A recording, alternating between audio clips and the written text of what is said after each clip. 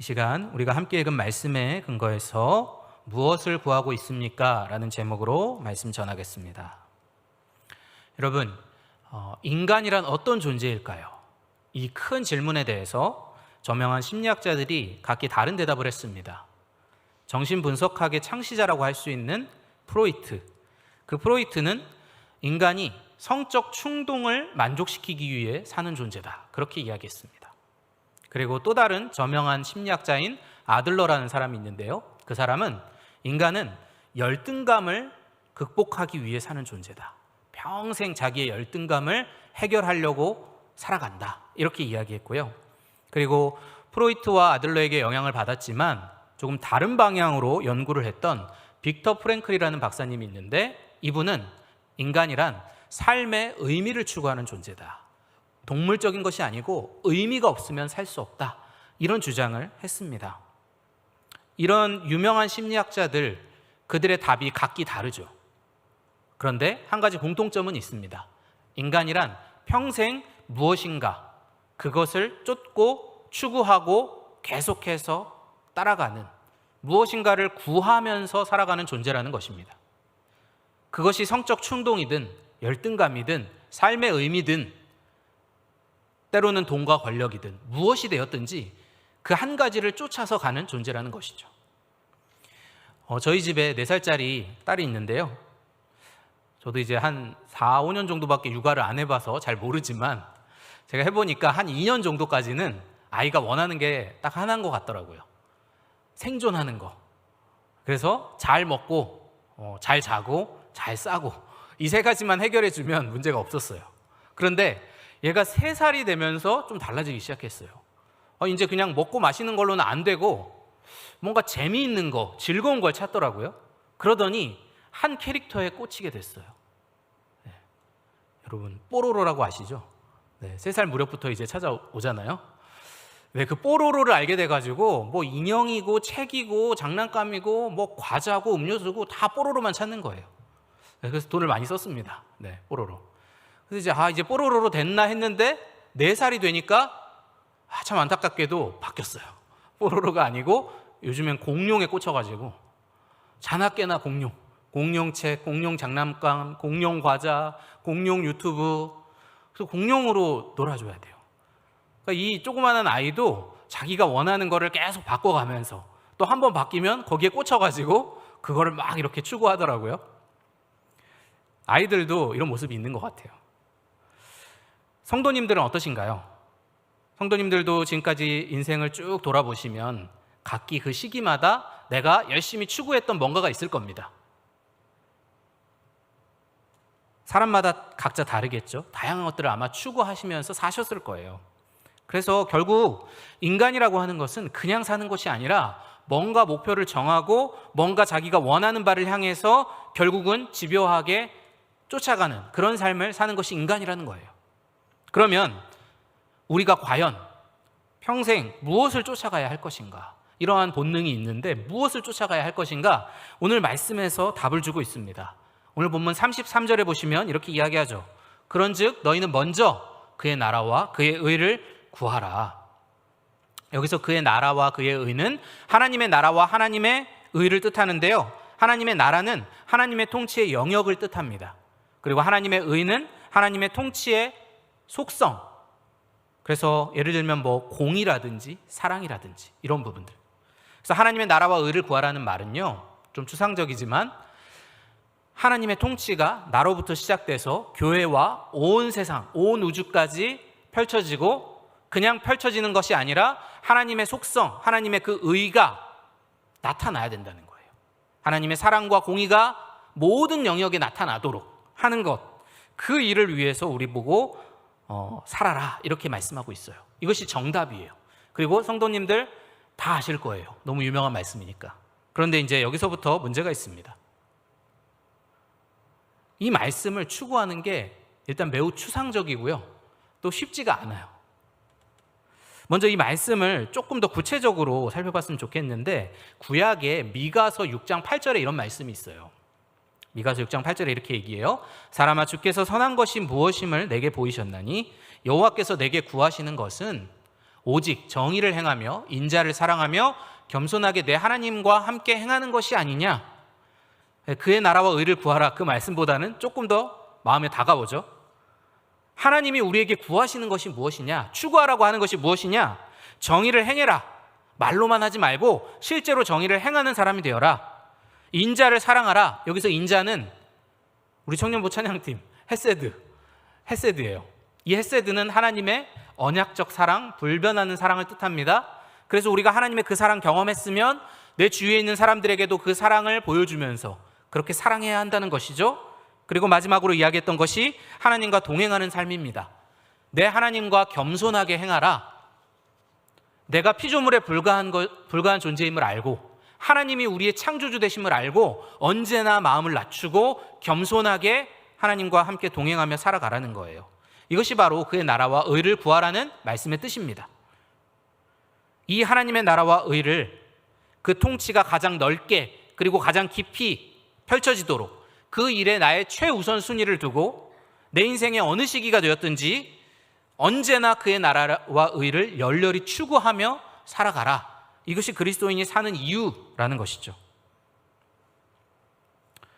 이제 우리가 이것을 다 알고 또 아멘 하시겠지만 현실에 들어가 보면 이것이 굉장히 어렵습니다.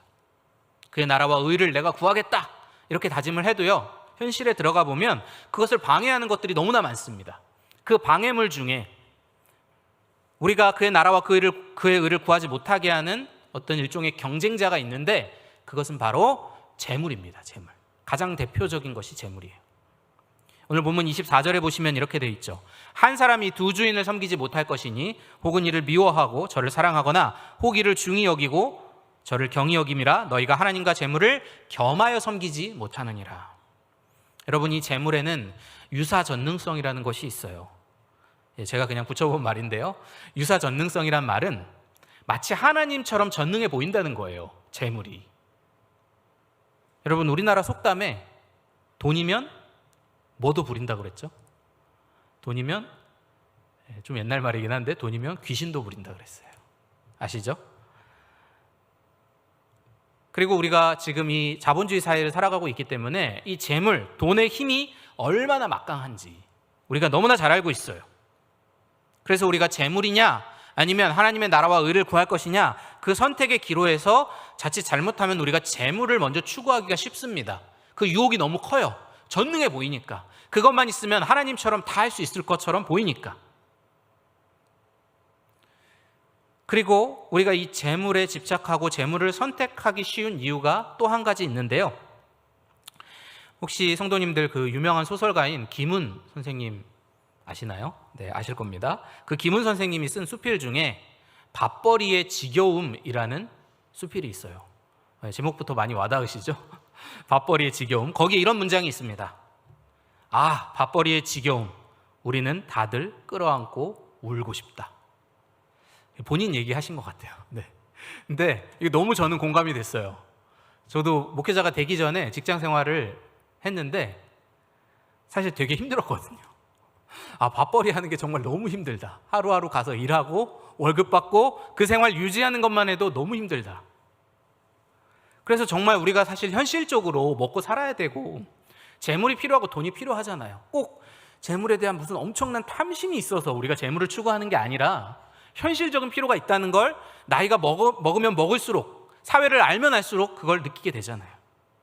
그래서 우리가 재물을 선택하기가 쉽고 재물에 집착하기가 쉽습니다.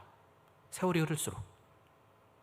그런데 참 다행히도요, 하나님께서 이러한 현실을 잘 알고 계세요. 우리보다 더 잘 알고 계시죠. 그래서 하나님이 이런 말씀을 주십니다. 오늘 본문 25절이에요. 25절에 그러므로 내가 너희에게 이르노니 목숨을 위하여 무엇을 먹을까 무엇을 마실까 몸을 위하여 무엇을 입을까 염려하지 말라. 목숨이 음식보다 중하지 아니하며 몸이 의복보다 중하지 아니하냐. 이렇게 말씀하죠. 25절 그러므로 라고 시작했어요. 그러니까 24절의 상황, 재물과 하나님이 경쟁하는 상황, 우리가 너무나 쉽게 재물을 선택하기 쉬운 그 상황을 하나님이 아시기 때문에 그러므로 내가 이렇게 얘기한다. 너희는 무엇을 먹을까 마실까 입을까 그거 추구하지 말고 하나님의 나라와 의를 먼저 추구해라. 그러면 내가 다 책임지겠다. 그 말씀이죠. 오늘 우리가 읽은 본문 전체의 말씀이 그 말씀이잖아요. 너희가 재물에 집착하는 현실을 너무나 잘 알고 있다. 그 마음도 안다. 그 현실도 안다. 그러나 그럼에도 불구하고 너희는 그의 나라와 의를 구해라. 그리하면 내가 책임지겠다. 여러분, 혹시 우리가 인생을 살다가 인생이 잘 풀렸어요. 그래서 남들보다 좀 수입도 많고 안정적인 환경에 살게 됐어요. 그러면 상대적으로 좀 좋은 걸 입고 좋은 걸 먹고 좋은 걸 마시고 좀 더 편안한 좋은 집에서 살겠죠. 그런데 또 어떻게 하다 보니까 인생이 잘 안 풀려가지고 조금 그렇게 잘 되지 못했어요. 세상적으로 부유하지 못해요. 그러면 조금 덜 먹게 되고 덜 쓰게 되고 상대적으로 조금 더 못한 생활 수준을 갖게 되겠죠. 세상 사람들은 이걸 굉장히 크게 보지만 하나님이 보시기에, 그리스도인들이 봤을 때는 본질적으로 별로 다른 게 없습니다. 그냥 조금 더 많이 먹고 조금 더 좋은 거 먹고 조금 더 편하게 쉬고 그냥 그 정도 수준이죠. 우리가 그의 나라와 그의 의를 구하지 않으면요, 평생 그냥 이 수준에 머물러 살 수 있어요. 그냥 조금 더 잘 먹고 조금 더 좋은 옷 입고 조금 더 넓은 집에 사는 것, 그 프레임에 갇혀서, 그 범주에 갇혀서 그냥 평생을 거기에 다 걸어버릴 수도 있습니다. 그래서 예수님이 오늘 말씀에서 단호하게 말씀하시는 거예요. 너희는 먼저 그의 나라와 의를 구하라. 우리가 이렇게 예수님의 말씀을 들어도요, 사실 우리 마음속에 불안함 여전히 있습니다. 저도 그걸 매일 느껴요. 그래서 예수님이 오늘 말씀을 좀 길게 하신 것 같아요. 26절에 보시면 이렇게 말씀하죠. 공중의 새를 보라. 심지도 않고 거두지도 않고 창고에 모아 들이지도 아니하되 너희 하늘 아버지께서 기르시나니 너희는 이것들보다 귀하지 아니하냐. 여기서 하나님을 어떻게 불렀죠? 하늘 아버지라고 불렀습니다. 우리 아버지신 건 아는데, 우리를 사랑하신다는 것도 알고 다 아는데 하늘이라는 말을 붙였어요. 이 하늘 아버지라는 말은요, 전능하신 하나님, 하늘에 계신 하나님이라는 뜻인데, 우리 아버지는 사랑하는 마음이 있을 뿐만 아니라 우리의 문제를 해결해 주실 수 있는 전능자 되시는 아버지라는 거예요. 그래서 하늘의 아버지와 땅의 아버지는 좀 차이가 있습니다. 우리 땅의 아버지, 육신의 아버지는 우리를 사랑하시지만 능력은 없으실 수도 있어요. 그러나 우리의 하늘 아버지는 능력이 부족할 일이 없는 전능한 분이다. 그래서 하늘 아버지라고 표현하신 거죠. 하늘 아버지에 대한 믿음이 있으면 우리가 담대히 살아갈 수 있는데, 이 하늘 아버지에 대한 믿음이 없으면 우리 마음에 끊임없이 무엇이 찾아옵니까? 염려라는 것이 찾아와요. 염려. 그래서 오늘 본문 27절부터 32절에는 염려라는 주제가 매우 길게 아주 전면에 등장합니다. 이게 가장 현실적인 문제이기 때문에 그의 나라와 의를 구하라는 표현보다 염려에 대한 말이 더 많아요. 이게 정말 우리 현실이니까. 27절에 이렇게 이야기합니다. 너희 중에 누가 염려함으로 그 키를 한 자라도 더할 수 있겠느냐. 여러분, 여기서 키는 많은 주석가들이 수명으로 해석을 합니다. 그래서 우리가 아무리 염려해도 나의 수명을 내가 내 마음대로 줄이거나 늘릴 수 없다는 거예요. 수명이라고 하는 것은 하늘이 정해주는 것이죠. 하나님께서 정해주는 것이죠. 내가 고민하고 어떻게 한다고 해서 바꿀 수 있는 그런 문제가 아니에요. 그런데 참 재미있게도 우리가 염려하는 모든 문제가 이와 같습니다. 내가 아무리 염려를 한들 그걸 10번, 100번, 1000번 염려를 한다고 해서 그 상황이 바뀔까요? 거기에 어떤 영향을 줄 수 있을까요? 그 문제에 아무런 영향을 못 줘요. 오히려 염려를 많이 할수록 수명이 줄어들 수는 있습니다. 스트레스 많이 받아서. 내가 염려해서 문제가 악화될 수는 있어요. 그러나 그 염려가 그 문제를 개선시키거나 해결하지는 못해요. 그래서 염려는요, 무익한 것이고 불필요한 것이에요. 비합리적인 것이에요.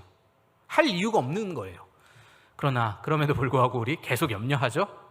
28절을 한번 보겠습니다. 또 너희가 어찌 의복을 위하여 염려하느냐. 들의 백합화가 어떻게 자라는가 생각하여 보라. 수고도 아니하고 길쌈도 아니하느니라. 이제 예수님이 들의 백합화를 보라고 말씀하세요. 오늘도 염려했지? 빨리 나가서 들의 백합화를 한번 봐라. 그게 어떻게 자라는 것 같으냐? 누가 돌보고 있느냐? 키우는 꽃이 아니다. 그냥 들에서 자라는데 얼마나 잘 자라는지 아름다운지 보아라. 누가 돌보겠느냐? 하나님 아버지 아니면 누가 돌보겠느냐? 28절에 보시면 생각하여 보라 이런 말 나오죠. 생각. 예수님이 우리 보고 생각해 보라는 거예요. 염려하기 전에 좀 논리적으로, 이성적으로 우리가 잘하는 거 있잖아요. 합리적으로 생각하는 거. 근데 우리는 이제 합리적으로 염려를 잘하죠. 하나님, 현실을 이렇게 하고 이러니까 이거 안 됩니다. 큰일 났습니다. 합리적이지 않습니까? 막 이러잖아요. 그런데 그 합리성을 거기에 쓰지 말고 들의 백합화를 생각하고 하나님을 생각하면서 합리적으로 생각해 보라는 거예요. 들의 백합화가 저렇게 잘 자라는데 그러면 하나님의 자녀인 우리들은 어떨까? 이성적으로 생각해 보면 답은 명확하다는 거예요. 너희는 염려할 이유가 없다. 합리적으로 없다. 염려할 이유가. 이 염려의 문제에 있어서 하나님께서 주시는 또 한 가지 지혜가 있습니다. 그것은 본문 34절인데요. 그러므로 내일 일을 위하여 염려하지 말라. 내일 일은 내일이 염려할 것이요 한날의 괴로움은 그날로 족하니라. 여러분, 내일 일은 내일이 아니에요. 내일 일은 내일 아닙니다. 약간 말장난인데요. 내일 일은 내일 아니에요. 그럼 누구 일이죠? 내일을 주관하는 분이 누굴까요? 우리 다 알죠. 하나님이 내일을 주관하세요. 그 어떤 사람도, 어떤 힘 있는 사람도 내일 일을 주관할 수 없어요. 그래서 내일은 주님의 것이고 주님이 모든 것들을 행하십니다. 우리가 인생을 살아갈 때 한날의 괴로움을 당하는 것으로 만족해야 돼요. 한날의 괴로움이란 무엇인가? 그 하루를 충실하게 사는 거예요. 충실하게. 여러분, 이 염려하지 말아라 라는 말씀 속에 뭐 혹시 이렇게 오해하실까 봐 미래를 준비하지 말라거나 막 현실을 도피하면서 내일이 없는 것처럼 살아라 이런 말씀 절대 아닙니다. 염려하지 말아라, 내일 일을 염려하지 말아라라는 말씀은요, 염려를 금지하신 것이지 준비하는 삶을 금지하신 게 아니에요. 그러면 무엇인가? 오늘 하루의 괴로움으로 충분하다, 그 말은 우리가 결국은 하루하루 감당해야 할 몫이 있다는 거예요. 오늘 내가 해야 할 일이 있다는 거예요. 그런데 우리가 할 일은 그게 전부입니다. 오늘 할 일에 충실하면 돼요. 오늘의 일에 충실하고 오늘 다 했으면 밤에 주무실 때 칭찬도 해주시고, 아, 오늘 잘했다, 수고했어, 내일 일은 내일 아니야, 하나님이 알아서 하실 거야 라고 하나님께 다 맡기고 던져버려야 돼요. 베드로전서 5장 7절에 이런 말씀이 있습니다. 너희 염려를 다 주께 맡기라. 이는 그가 너희를 돌보심이라. 여기서 맡기다라는 말이요, 직역하면 던지다라는 뜻이에요. 던져버리라는 거예요. 소극적으로 하나님 이거 가져가실래요? 이거 말고요. 하나님 지금 문제 덩어리 아시죠? 이거 염려할 것 같은데 저는 모릅니다. 하나님께 던져버리라는 거예요. 저희 집에 그 4살짜리 딸이 있다고 했는데 가끔 그 탱탱볼로 공놀이를 하거든요, 집에서. 그래서 이제 한참 갖고 놀다가 이제 다른 거 하고 싶으면 그 공을 어떻게 할까요? 어린아이가 딱 그 공을 제자리에 놓을까요? 상자에 딱 치울까요? 보통 잘 안 그렇죠. 네. 저한테 던지더라고요. 자, 이렇게 던지고 이제 끝났다. 그러면 제가 그 공 어떻게 해요? 야, 너가 치워야지 막 이러면서 제가 그럴까요? 그게 아니고 그냥 조용히 제가 주워가지고 박스에 넣어놓겠죠. 우리가 하나님께 염려를 던져버리면 하나님께서 그걸 다 받으세요. 하나님께서 맡겠다, 내가 너희를 돌보고 내가 해결하겠다라고 수없이 말씀하셨어요. 그러니까 우리 할 일은 그걸 끙끙대고 안고 있을 게 아니고 그냥 마음 편히 던져버리는 거예요.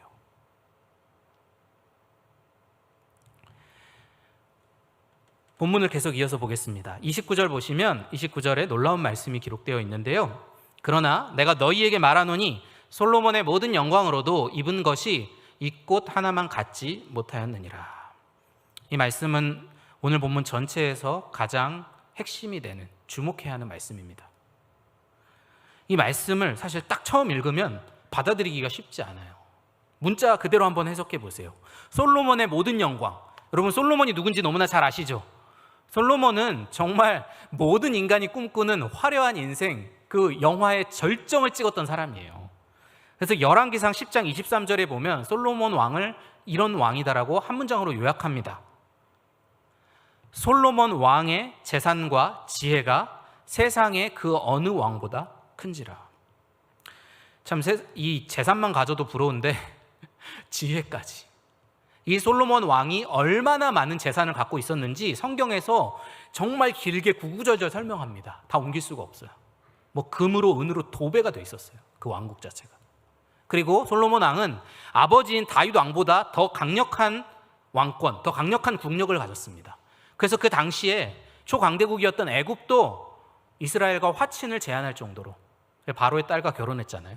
그만큼 막강한 권력이 있었고, 또 이 솔로몬 왕이 취미 생활도 장난이 아니었어요. 스케일이. 우리는 이렇게 소박하게 캠핑도 하고 화초도 기르고 이렇게 하지만 솔로몬 왕의 취미 생활은요, 자, 아파트 한 100채 지어볼까? 막 이러면서 건물 막 세우기 시작합니다. 막 수십 년에 걸쳐서 공사하고요, 자기가 키워보고 싶은 모든 식물 수백 개 수천 종류를 다 키우고 뭐 하고 싶은 건 다 해봤던 사람이에요. 그리고 좋은 얘기는 아니지만 부인이 또 첩이 수십 명이 있었던 사람이에요. 이 정도면 인류 역사에서 이런 생활을 누려본 사람이 있을까? 아마 없을 것 같아요. 이 솔로몬은요, 인간이 누릴 수 있는 그 욕망, 그 호화로운 삶의 정점을 찍어봤던 사람이에요. 그런데 놀라운 사실은요, 솔로몬의 이 모든 영광도 물론 하나님이 허락하신 거지만 그 모든 영광으로도 들의 백합화 한 송이에 담긴 하나님의 돌보심의 영광에 미치지 못한다. 영광의 크기를 비교해 보니까, 무게를 달아보니까 솔로몬이 최고일 줄 알았는데 한낱 초라해 보이는 그 백합화 한 송이가 더 놀라운 영광을 담고 있다는 거예요. 어떻게 이런 일이 가능할까요? 로마서 1장 20절에 이렇게 말씀합니다. 창세로부터 그의 보이지 아니하는 것들 곧 그의 영원하신 능력과 신성이 그가 만드신 만물에 분명히 보여 알려졌나니. 이게 백합화 한 송이의 비밀이죠. 하나님의 그 영원하신 능력과 신성이 뭐 솔로몬 왕의 영화로움에만 있는 게 아니고 우리가 양재천 가면 흔히 볼 수 있는 그 꽃 한 송이에도 하나님의 영원하신 능력과 신성함이 고스란히 담겨 있어서 그 어떤 불신자들도, 그 어떤 하나님을 대적하는 자들이라 할지라도 정직하게 그것을 바라보면 하나님을 부인할 수 없을 만큼 그 꽃 한 송이에 그런 놀라운 영광이 담겨 있다는 거예요. 그런데 오늘 본문의 충격적인 사실은 여기서 그치지 않습니다. 한 단계 더 나아가서 오늘 본문 30절을 보시면요, 이렇게 이야기하죠. 오늘 있다가 내일 아궁이에 던져지는 들풀도 하나님이 이렇게 입히시거든 하물며 너희일까 보냐 믿음이 작은 자들아. 여기 들풀은 자연물, 백합화랑 똑같은 표현이에요. 자연물 하나를 봐도, 꽃 한 송이를 봐도, 들풀 하나를 봐도 그 영광이 솔로몬의 영광보다 크고 그게 그냥 하루 있다가 없어지는 것일지라도 하나님이 그렇게 아끼시고 솔로몬의 영화보다 더 큰 영광으로 그것을 돌보시는데, 하물며 너희는 어떻게 했느냐? 너희는 하나님의 자녀가 아니냐? 어떻게 솔로몬의 영화와 비교하고 어떻게 들의 백합화와 비교를 하겠느냐? 그래서 하나님의 자녀의 영광은요, 우리가 상상할 수 없는 것입니다. 단지 우리의 눈이 어두워서 그것을 못 보고 있을 뿐입니다. 여러분, 어떤 인생을 꿈꾸세요? 솔직하게. 저는 가끔 우리 교회에 4층, 5층 올라가서 야경을 보면 정면에서 딱 보이는 멋진 아파트 있잖아요. 그 야경이 진짜 멋있거든요. 그거 보면서 가끔 막 마음이 흔들릴 때가 있습니다. 와, 정말 멋있다.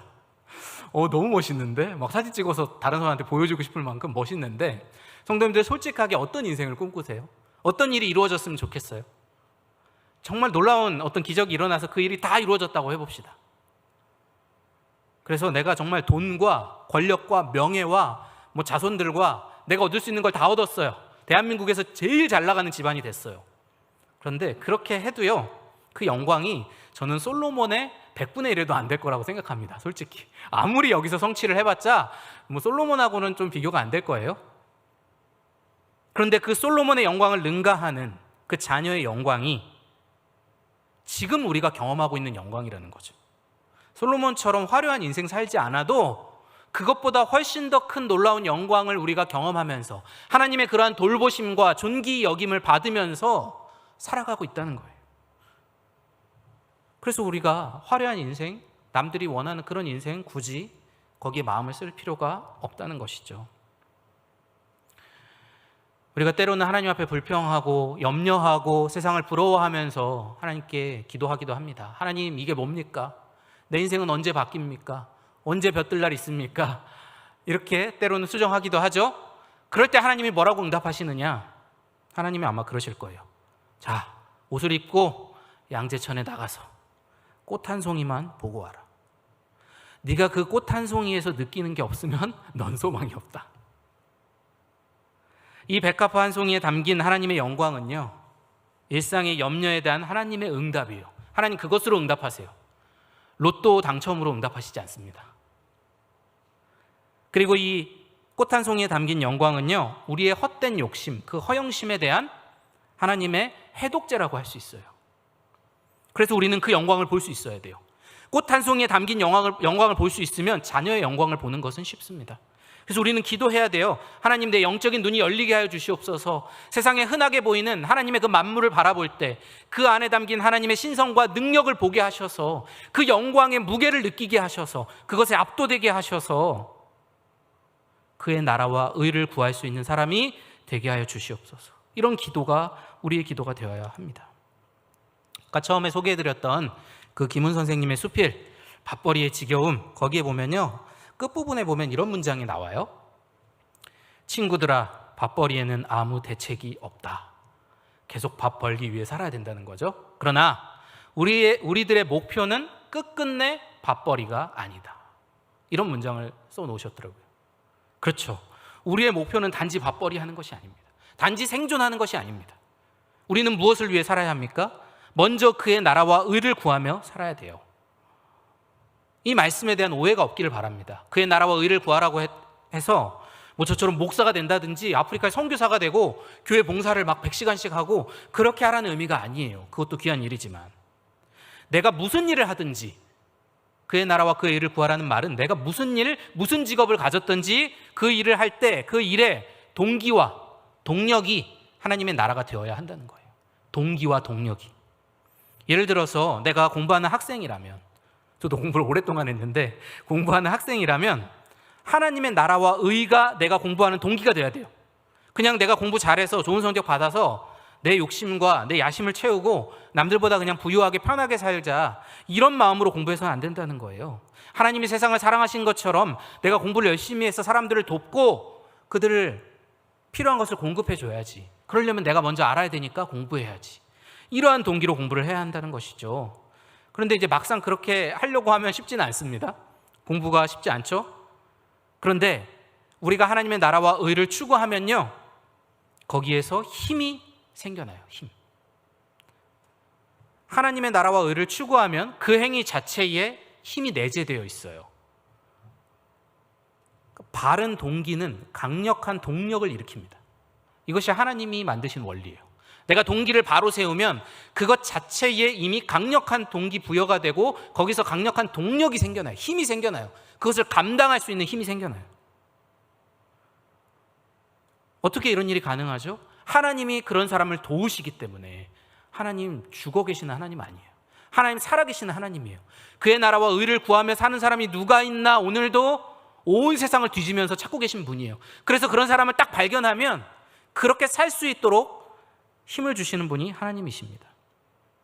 오늘 본문 33절, 제가 처음에 끝까지 다 안 읽었었는데요, 33절에 보면 그런즉 너희는 먼저 그의 나라와 그의 의를 구하라.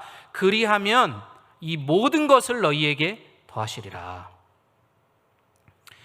여러분, 제가 대학을 좀 늦게 갔어요. 저는 이제 제 친구들은 00학번이거든요, 대학이. 근데 제가 06학번이에요. 되게 늦게 갔죠. 설마 칠수를 한 것이냐? 네, 아닙니다. 그건 아니고요. 제가 원래 대학을 안 가고 고등학교만 졸업하고 바로 취업을 했어요. 이제 게임 제작을 했는데 게임 회사에 취업해서 게임 프로그래머를 했어요. 그래서 그 일을 몇 년 했는데요. 대학을 안 갔잖아요. 대학을 안 간 건 공부를 잘했음에도 불구하고 대학을 안 간 게 아니고 학창시절에 별로 공부를 안 했기 때문에 별로 공부에 기대하지 않고 다른 길을 택했던 거죠. 그런데 제가 삶이 바뀌게 된 계기가 있었어요. 바로 오늘 말씀이에요. 청년 때 그의 나라와 그의 의를 구하라는 말씀을 듣고 새로운 결단을 하게 됐어요. 아, 내가 게임 제작자가 아니라 정말 하나님이 원하시는 그 일을 한번 찾아보자. 새롭게 진로를 결정해보자. 이렇게 마음을 먹고 이제 퇴사를 하고, 24살쯤 퇴사를 하고 고등학교 수학부터 다시 공부를 했습니다. 중학교 수학부터. 다른 과목은 고등학교. 그래서 수능을 다시 봤어요. 그래서 06학번으로 신입생들 막 20살인데 막 26살짜리 막 노땅이 와가지고 그렇게 대학에 가서 공부를 했어요. 그런데 놀라운 사실은요, 학창 시절에 그렇게 하기 싫었던 공부, 왜 하는지도 모르겠고 이걸 뭐 어떻게 하라는 건지 아무 생각이 없었던 그 공부가 하나님의 나라와 의를 구하자, 인생을 새롭게 살아보자라고 마음을 먹고 난 다음에, 동기가 바르게 세워진 다음에는 그렇게 재밌을 수가 없는 거예요. 야, 내가 이렇게 공부하면 결과가 나오고 또 이것을 통해 다른 사람을 도울 수 있고 많은 일을 할 수 있구나, 정말 좋다. 그래서 정말 어떤 면에서는 힘들지만 수월하게 공부를 했어요. 물론 저는 예수님을 일찍 만났습니다. 중학교 때 예수님 만났는데 공부 열심히 안 했어요. 그래서 성도님들도 가정에 얘가 예수는 만난 것 같은데 왜 공부를 아직 안 하지? 그래서 너무 의아하게 생각하지 마시고요. 그럴 수도 있습니다. 중요한 것은 그가 청소년이든 청년이든 장년이든 노년이든 그의 나라와 의를 구하는 그 말씀이 그 심장에 제대로 박혀 있어야 자기 일을 정말 힘있게 할 수 있다는 것이죠. 누가복음 12장 29절에 병행 본문인데요, 이렇게 말씀해요. 너희는 무엇을 먹을까 무엇을 마실까 구하지 말며 근심하지도 말라. 강력한 말씀이죠. 그런 건 기도조차 하지 말고 걱정도 하지 마. 그냥 아예 잊으라는 거예요. 그럼 뭘 구해야 되죠? 우리가 뭘 기도해야 되죠? 마태복음 6장 9절 10절에 이렇게 이야기합니다. 그러므로 너희는 이렇게 기도하라. 하늘에 계신 우리 아버지여, 이름이 거룩히 여김을 받으시오며 나라가 임하시오며 뜻이 하늘에서 이루어진 것 같이 땅에서도 이루어지이다. 우리가 너무나 잘 아는 주기도문이죠. 우리가 무엇을 구하며 무엇을 애쓰고 무엇을 기도하고 무엇을 열렬히 쫓으면서 살아야 할까요? 하나님의 그 뜻이 하늘에서 이루어진 것 같이 이 땅에서도 이루어지도록, 내 심령 속에 이루어지도록, 내 가정에 이루어지도록, 우리 교회에 이루어지도록, 한국 교회에 이루어지도록, 온 열방과 세계 가운데, 사회의 모든 영역 가운데 그 나라와 뜻이 이루어지기를 간절히 기도하고 그것을 구하면서 살아야 한다는 거예요. 이 일이 과연 이루어질 수 있을까요? 요한복음 14장 13절에 이런 약속을 주셨습니다. 너희가 내 이름으로 무엇을 구하든지 내가 행하리니 이는 아버지로 하여금 아들로 말미암아 영광을 받으시게 하려 함이라. 예수님이 우리가 흔히 잊고 있는, 기도응답에 대해서 잊고 있는 말씀인데 무엇이든지 기도하면 다 응답하시겠다고 했어요. 우리는 조건적으로 기도하죠. 이건 응답 안 될 것 같아. 그런데 사실 예수님은요, 무엇이든지 응답하겠다고 했어요. 대신 내 이름으로 구하면, 하나님의 영광을 위해 구하면, 그의 나라와 의를 위해서 구하면, 그의 뜻이 이 땅에 이루어지기를 위해서 구하면 내가 정말 애누리 없이 문자 그대로 다 응답하겠다라고 말씀하신 거예요. 여러분, 내가 사업가이든 직장인이든 공무원이든 교사든 예수라는 사람이든 학생이든 저 같은 사역자이든 어떤 일을 하든지, 가정에서 아이를 키울 수도 있고요, 무슨 일을 하든지 그 일을 하는 내 심령 속에 그의 나라와 의를 구하겠다라는 분명한 결심과 그 가치를 추구하는 그것이 우리에게 있어야 합니다. 그의 나라와 의를 추구하라는 말이 꼭 어떤 대단한 일이나 큰 일을 하라는 게 아니에요. 내가 어떤 일을 하고 어느 크기의 일을 할지는 내가 결정하는 게 아니고 하나님이 결정하시죠. 우리는 그냥 하나님이 맡겨주시는 대로 하루하루 최선을 다하고 맡겨진 일에 최선을 다하면 되는 것입니다.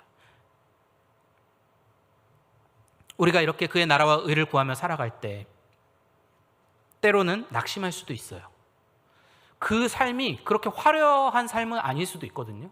세상 사람들이 보기에 좀 이상해 보일 수도 있고, 괴짜처럼 보일 수도 있고, 자기 실속 못 차리는 사람처럼 보일 수도 있고, 누구보다도 현실적이지만 비현실적이다라고 그렇게 이야기를 들을 수도 있어요. 왜 저렇게 사냐? 좀 적당히 융통성 있게 살지. 그런데 우리가 그런 이야기들에 귀를 기울일 필요 없습니다. 낙심할 필요도 없습니다. 왜냐하면 이 모든 것을 하나님이 보고 계시고 내 삶을 다 아시기 때문이에요. 하나님이 내 삶을 아신다는 증거가 있을까요? 마태복음 6장 20절, 오늘 본문 20절 말씀해 보면 오직 너희를 위하여 보물을 하늘에 쌓아두라 이렇게 말씀하셨어요. 이 하늘에 쌓아두라는 말의 강조점은요, 우리가 나 천국 가면 상금 많겠지? 이렇게 기대하면서 살아라 이런 게 아니고요, 하나님이 우리의 삶을 다 보고 계시고 하나님이 나의 하늘 계좌를 다 관리하고 계신다, 하나님이 보시고 아신다라는 데 더 초점이 있습니다. 내가 그의 나라와 의를 구하면서 살아가면 하나님께서, 사람들은 모르지만, 남들은 모르지만 내 마음의 동기와 내가 어떻게 살아가는지 그 모든 행동을 다 아시기 때문에 그것을 하늘 계좌에 정확히 계수하고 계신다는 거예요. 다 관리하고 계신다는 거예요. 그래서 우리가 남들의 시선이나 세상의 평가나 이런 거 연연하지 않고 또 때로는 기죽지 않고 당당하게 그의 나라와 의를 구하면서 주님만 바라보면서 살아갈 수 있는 거죠. 여러분, 마지막으로 하나님의 나라와 의를 구했던 성경의 한 인물을 소개하겠습니다. 그 인물은 바로 구약의 가나안 정복 전쟁에서 앞장섰던 갈렙이라는 인물이죠. 여호수아 14장에 보면 갈렙이 전쟁을 앞두고 지도자인 여호수아 앞에 했던 귀한 고백이 있습니다. 조금 길지만 제가 한번 그 대목을 읽어드리겠습니다. 여호수아 14장 7절에서 12절 말씀인데요.